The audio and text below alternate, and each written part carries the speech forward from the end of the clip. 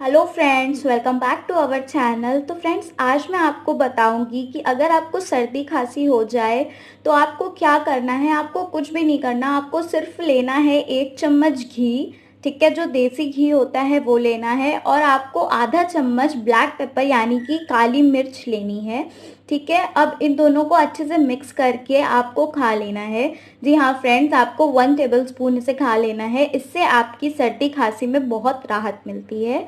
तो अगर वीडियो पसंद आई हो तो प्लीज़ लाइक शेयर और सब्सक्राइब करना मत भूलिएगा। धन्यवाद।